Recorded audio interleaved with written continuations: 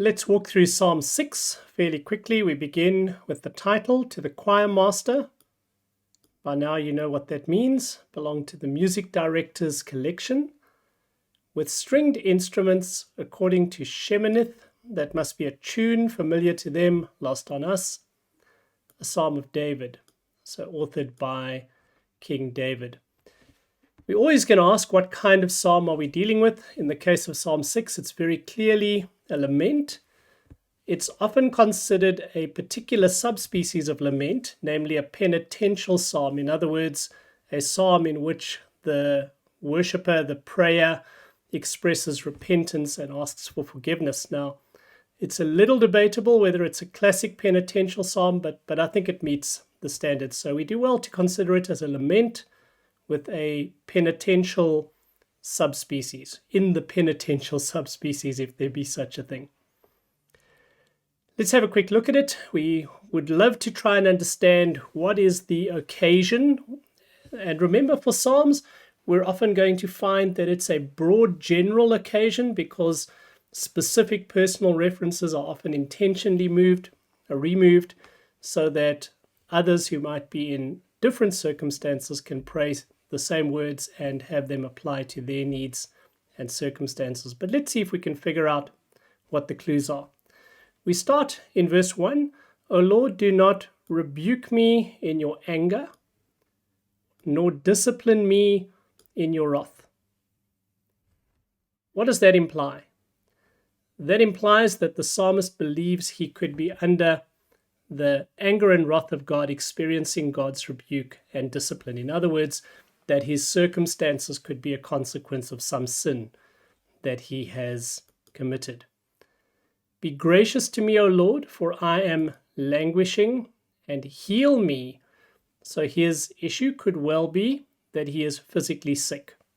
It's possible to take the healing that he prays for in a spiritual sense, but it well could mean that he is physically sick. "For my bones are troubled. My soul is also greatly troubled, but you, O Lord, how long? O Lord, turn and deliver my life, save my life." Very well could fit the sickness that is nearing death kind of image.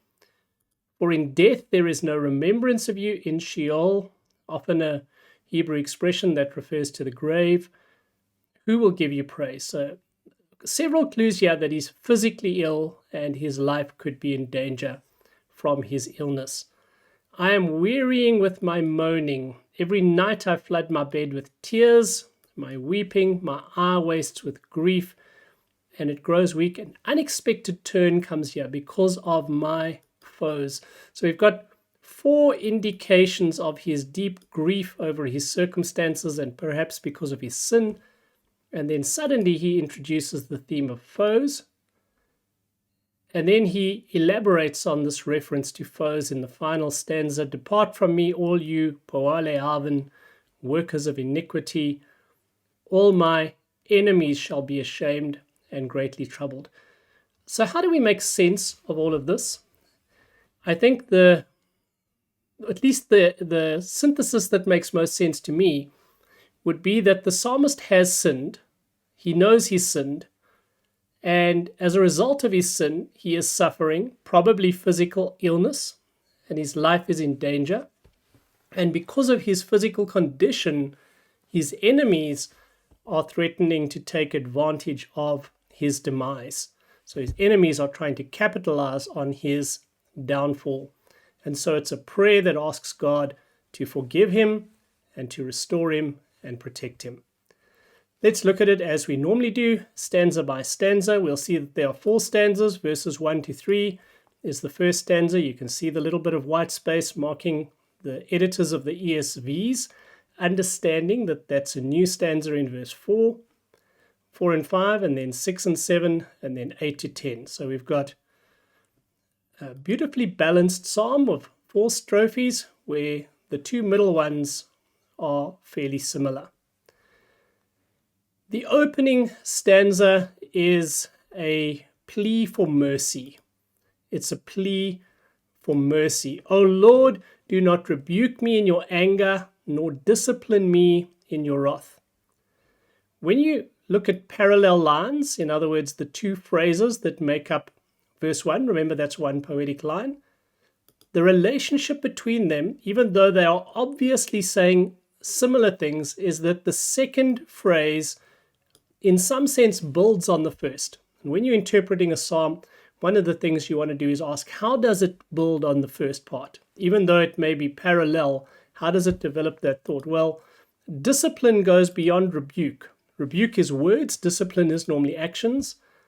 And so he's experiencing God's displeasure first in his rebuke, and it even goes beyond that to his discipline.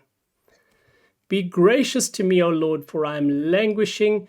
Heal me. Again, we can ask, what's the relationship between the two halves?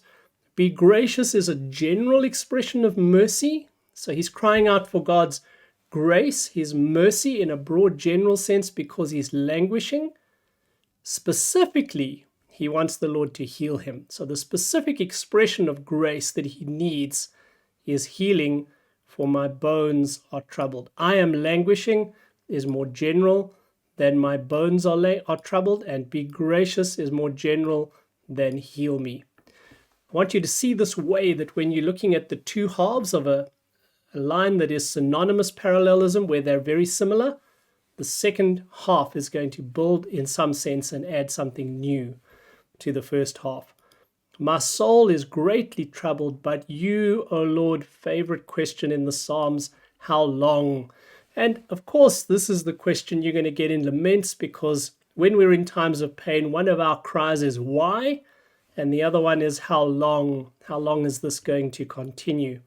So stanza 1, David crying out for mercy. He senses he's under God's discipline because of his sin, and he's asking God to be gracious to him and heal him from the consequences he's suffering. Turning to strophe 2, stanza 2, turn, O Lord, and deliver me. Save my life for the sake of your steadfast love. So now he moves from appealing for mercy to giving the first of two bases for his prayer. This one is an appeal to God's steadfast love. Turn, O Lord. Turn from what? Probably turn from your wrath. Turn from your anger that he mentioned in verse 1. And deliver my life. Save me, spare me, in other words. Why? For the sake of your steadfast love. The Hebrew word chesed depicts God's covenant, loyalty, and faithfulness. For in death there is no remembrance of you. In Sheol, who will give you praise? The picture here is that once he goes to the grave, he will no longer be able to declare Yahweh's worthiness and faithfulness in the land of the living. And he's saying, Lord, deliver my life so that I can declare your praises, and tell of your steadfast love. So that's appeal number 1, appealing to God's steadfast love. Then in the next stanza, he appeals to his own repentance or remorse. So there's an appeal to steadfast love of God in this one, and here an appeal to personal remorse as the basis for God to turn from his anger. I am weary with my moaning. Every night I flood my bed with tears and drench my couch with weeping. My eye wastes away because of grief. It grows weak because of all my foes. The language is very visual. And of course, they're figures of speech. For instance, there's hyperbole here, that I drench my couch with weeping and I flood my bed with tears. When you see this deliberate overstatement, the physical thing is an overstatement, but the emotion it portrays is true to life.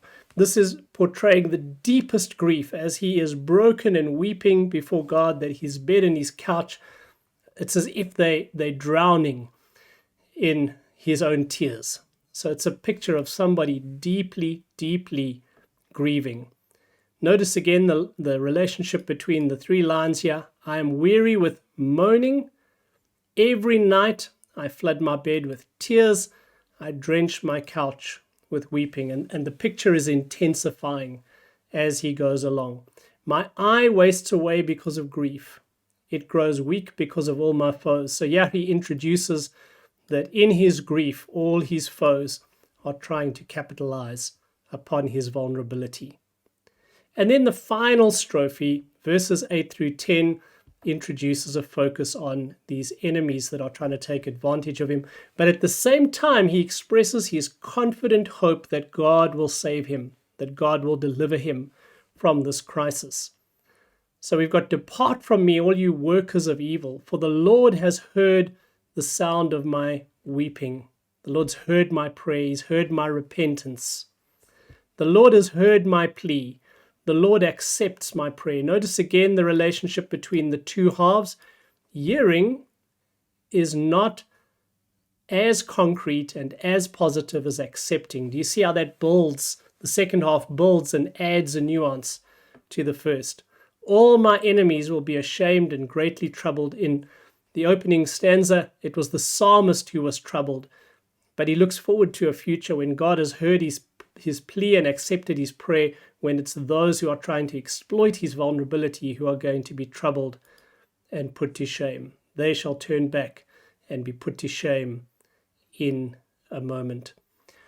So in a nutshell, that is Psalm 6. It's this prayer of penitence from a person suffering the consequences of his own sins, but also asking God to treat him A, according to God's mercy, and B, according to his own repentance, and then to restore him in such a way that his enemies will not be able to capitalize on his failures.